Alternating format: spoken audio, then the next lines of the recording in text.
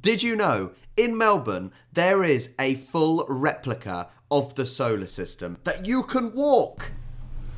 Amazing! In Melbourne, you can find a scale replica of the solar system that you can walk, run, or cycle the entire length of. It's built on the scale of 1 to 1 billion. So instead of walking the 4.5 billion kilometres it would take from the Sun to Neptune, we're only going to have to go 4.5 kilometres. It's interesting because I'm fascinated by space. I think it is incredible. I think it can allow us to learn about our own being, learning about space. But when they mention about figures and numbers and distances, it is so difficult to comprehend and work out what that even really means. So I really like that they've 1 to 1 billionth a scale, that you can actually walk it, and hopefully it gives some sort of visualization of how far things actually are. Or does it actually completely do the opposite and make it look like things are a lot closer than they are? Let's find out. And it all starts here in St Kilda, but more specifically here with the Sun.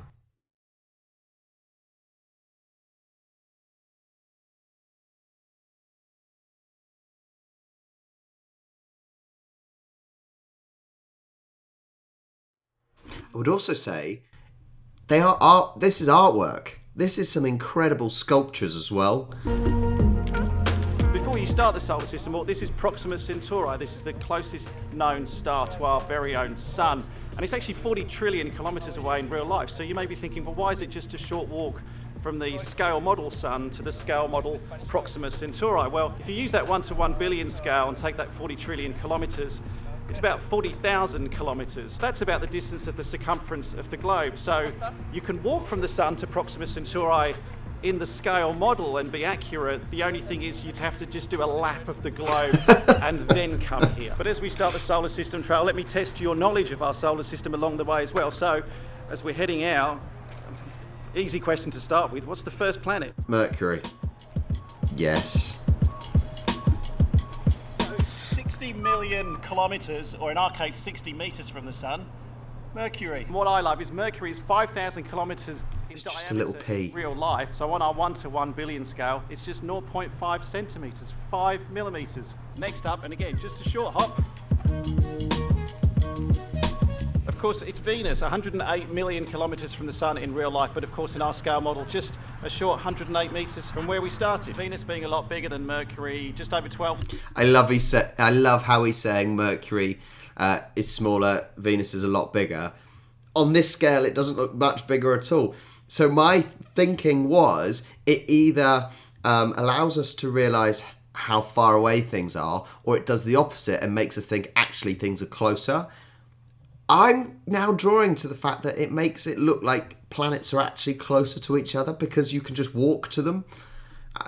Let me know your thoughts. 1,000 kilometres diameter in real life, so 1.2 centimetres, more than double what Mercury was. And of course, no prizes for guessing what the third rock from the Sun is. There's Earth. This is 150 metres from the Sun, so 150 million kilometres from the Sun in real life. And the nice thing about the model they've got for the Earth is not only have they included the Earth, but they put a teeny tiny but accurate to scale version of the Moon as well. And I know you've got Io, Ganymede, Europa, Titan, Triton, Titania, Charon, Nix, Hydra. All the other moons seem to have really fun names, but the official scientific name for the moon of Earth is the Moon. I was wondering why they had the Earth on one corner of that little platform. Now I know. Then Mars, 228 million kilometres. But they're tiny. They're so small. From the scale model Sun. I don't have a lot to say about Mars. I've got to be honest, it's possibly my least favourite planet. I think I agree. Now, all the rovers and things have gone over to Mars to look for life and things. I don't think that's the planet you need to be looking at. No, I think the moons, is it the moons around Saturn that have got a really big chance of potentially having water on them? But I think Mars is a lost cause if I'm honest. In the solar system, Nothing against Mars. I know it's the sister planet to Earth and all that, but it's a bit dull. It's just a Let me know your rock, thoughts isn't it? on Mars in the comments below. Am I being too harsh on Mars? Should there be more Mars love? All right, now to increase the distances a little bit. Time to go a bit deeper into the solar system.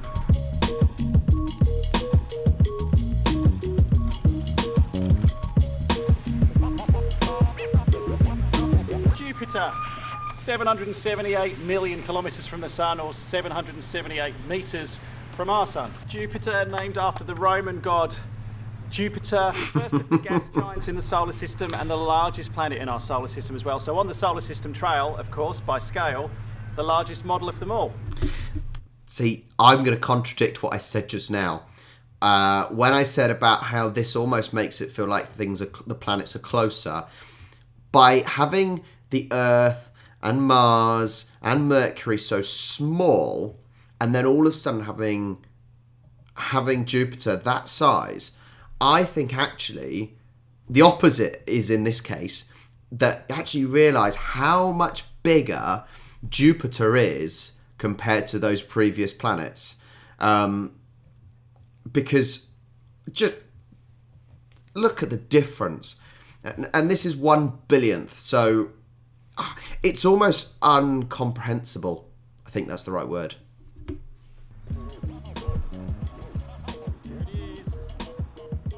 Please tell me though, if you're from Melbourne or St Kilda, or you're from Australia but you've gone to visit, please let me know in the comments down below. What are your thoughts? Did you think that, like me, it makes it feel like the planets are actually closer than they really are, but also does it make you realise how much bigger certain planets are than others? Hello Saturn. After all my negative comments towards Mars in a previous section of this video, how good is Saturn? I reckon Saturn my favourite planet in the entire solar system. After all, it's so good someone put a ring on it. Oh god, there's a flow on his face. Hang on. There we go. Saturn is cool. I love how in depictions of Saturn, like in this scale here, it is a solid ring around it, when that's not really what it is. Obviously, it's all the rocks and things around it. It's not one solid ring. But, yeah, maybe it would be better to depict it by having little rocks connected with wire or something. I don't know if I'm looking too far into this. But yeah, Saturn is a cool planet. 121 million kilometres in diameter, obviously not including the rings, just the planet, the gas planet itself. So 12.1 centimetres across for the model here. Here's where we started: the Sun, obviously Mercury, Venus, Mars, all that fun stuff. Jupiter, we're now at Saturn. And everything, the distance expands. Uranus, 2,900 million kilometres from the real Sun. I've got to stop. Let's be honest, it's all cool. We all call it Uranus. But I love how certain people try changing it to Uranus so it doesn't sound like Uranus. So for us, 2.9 kilometres travelled so far.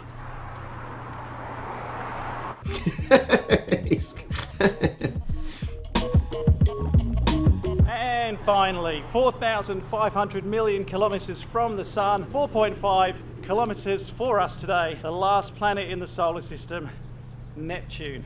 All right, thanks for joining me. Thanks for tuning in. Okay, are you wondering if they added a Pluto? I am. I was literally about to say, I thought it was ending the video. I was about to say, did they add Pluto? Because we all know Pluto is not a planet anymore. That they would build this entire solar system trail and not bother putting poor demoted Pluto I bet they did. way up in the distance. Let's go find out. They definitely did, surely. I mean, surely they wouldn't leave Pluto out, would they? It's like, I know it was demoted as a dwarf planet, but it's been part of the solar system for so long.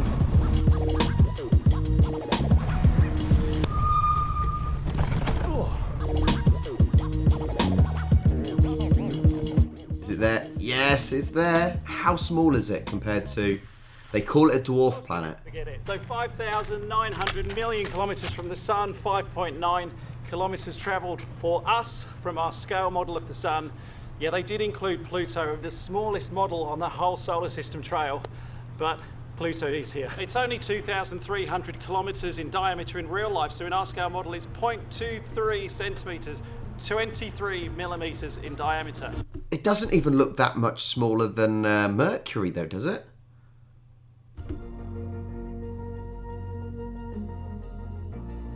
See, it doesn't look much smaller than Mercury. I think that is brilliant. I think that is absolutely fantastic.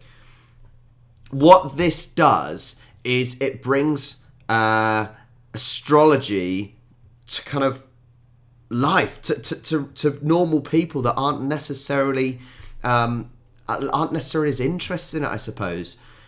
This brings astrology to the everybody person, if that makes sense, if that's a word. It's brilliant. I still question those two things. Does it make it look a bit closer than it really is? But I also think if you compare Jupiter and Saturn and Neptune to, for example, Mars and Earth and Venus, then you can certainly appreciate the difference in size of the planets. This is brilliant. These are the sort of things that I think we should be having, rather than statues of people. Get things like this up in your town. That is brilliant. But as I said, please do let me know. Have you visited each of these, including Pluto?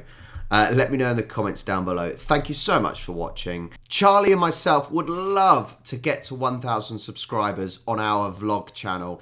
Just showing you a little bit about what we do in our life and where we go and visit. So make sure in the description down below, click the link and subscribe to that channel. Thank you for watching once again, and we'll catch you next time.